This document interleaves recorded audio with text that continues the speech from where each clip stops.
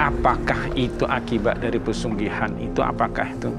Karena saya lihat waktu yang dari itu, saya tidak ada mengikuti ritual.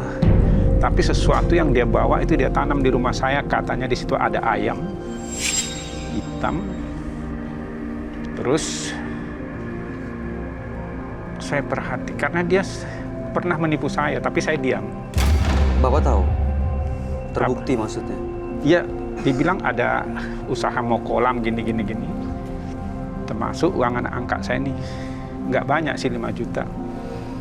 Nah, terus waktu itu saya dia bilang, oh ini usaha kita ini. Tapi saya lihat dia sama temannya itu main mata. Langsung saya berpikir, pada saat itu mau mengasih modal lagi. Dia telepon, begitu sampai saya di rumah, oh saya nggak ada duit. Karena orang yang ditipu itu satu mobil, numpang di mobil saya, bercerita bahwasannya dia juga korban. Nah, jadi yang saya tanya, saya pikir, saya yang masang pesugihan, apa dia yang mempesugihan saya gitu. Jadi, saya tanda tanya terus, setelah beberapa tahun ini, badan saya itu nggak enak. Dan memang bukan ke situ aja. Ini maaf, saya banyak nanya ke orang gitu kan. Beberapa hari yang lalu saya mimpi, saya belum nggak pernah mimpi seperti, saya mau dipatok ular, ularnya kuning. Apakah ini akibat dari pesugihan dulu, berakibat fatal? Tapi istri saya juga jadi sama sakitnya di sini.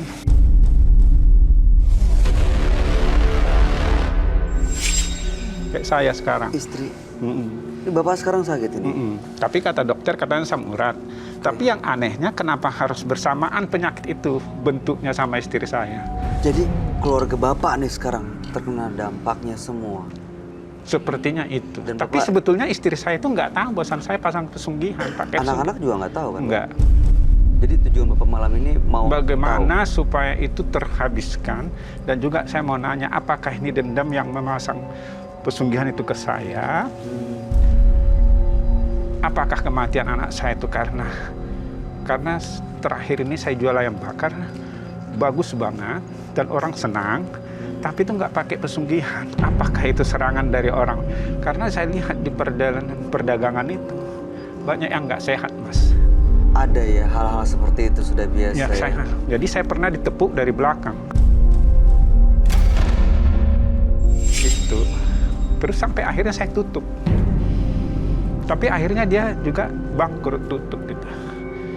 Nah, cuman terakhir ini saya ulangi lagi kesalahan itu. Pergi lagi saya ke daerah. Tapi semua itu, dulu saya kirim surat ke Padepokan. Saya dikirimi keris, saya dikirimi semar, saya dikirim apa itu yang kayak apa itu, yang di wayang itu. Untuk yang rumahnya kayak gini gitu. Wayang? Yang kalau wayang penutup gunungan pembuka. Wayang? Itu semua saya buang, sama yang dari saya buang ke kali. Oh. Jadi semua batu apa semua saya buang terus.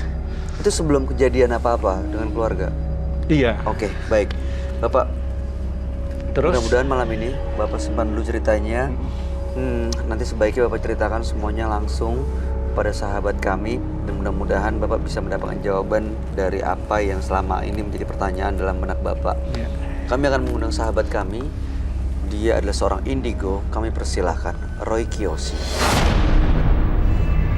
Sebelumnya, tim Mata Batin sudah memberikan tanggal lahir dan nomor rumah partisipan kepada Roy Kiyoshi. Dengan mata batinnya, Roy akan membaca berdasarkan angka yang kami berikan. Rio, terlahir tanggal 26 Maret 1958. Tinggal di rumah bernomor 34. Sosok yang tenang dan disegani. Namun perbuatan di masa lalunya membuat Rio menjadi sulit berpikir positif. Prasangka buruk selalu menghantui isi kepalanya. Saya melihat dia telah mengundang makhluk-makhluk halus yang kemudian mempengaruhi Rio.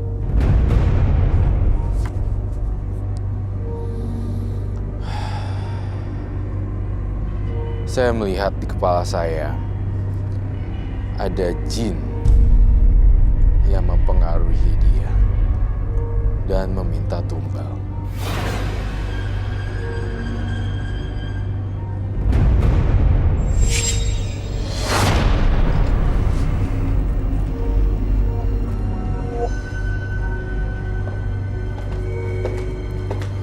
Selamat malam.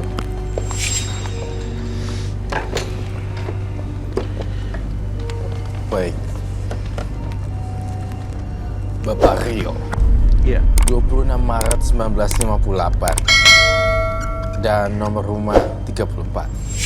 Bapak Rio melakukan pesugihan, tapi telah membuang jimat-jimat yang pernah didapat, tapi justru sekarang ya usaha hancur, lalu kemudian ya ada persaingan bisnis juga, istri dan anak terkena dampaknya.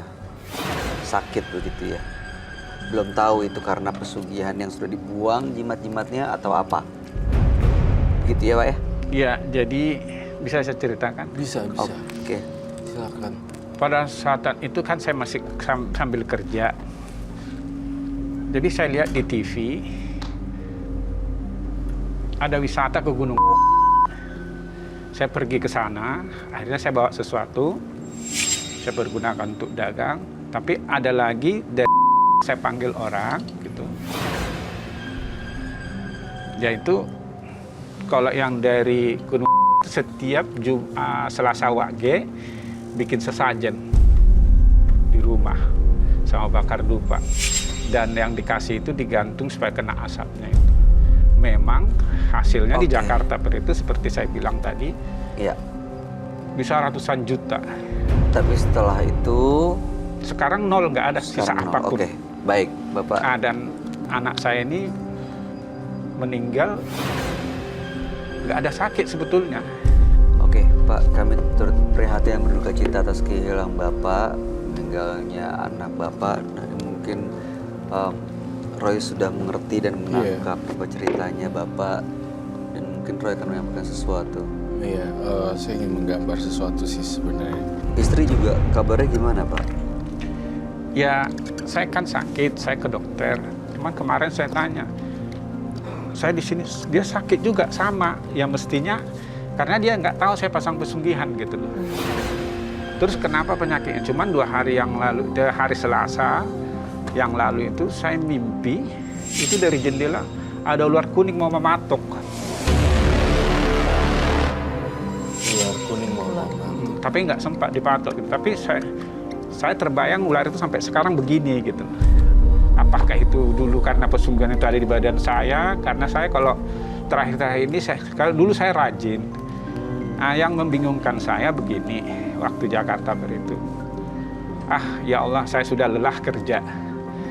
Berilah petunjuk jalan. Jadi saya ciptakan lumpia, namanya lumpia ayam Jogja.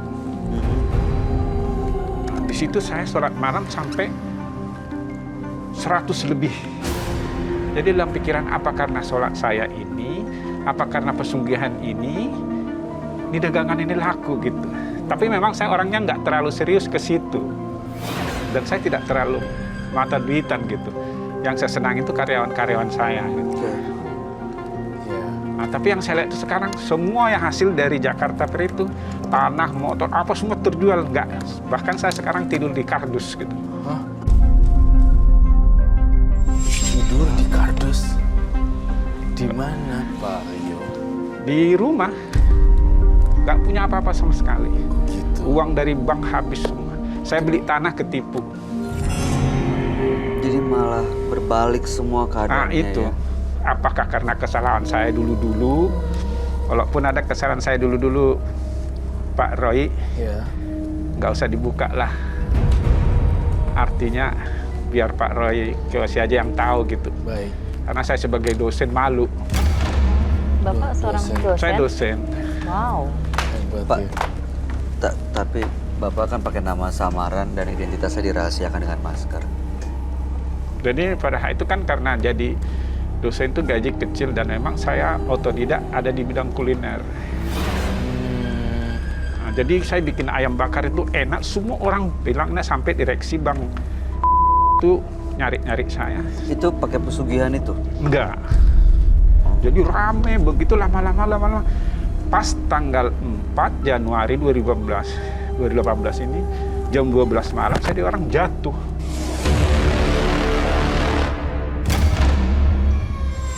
Apa yang itu? Saya tiba-tiba kayak ada apa gitu, gitu. Saya jatuh. Di rumah? Enggak, di tempat dagangan. Sejak itu sampai sekarang saya nggak bisa ngapa-ngapain.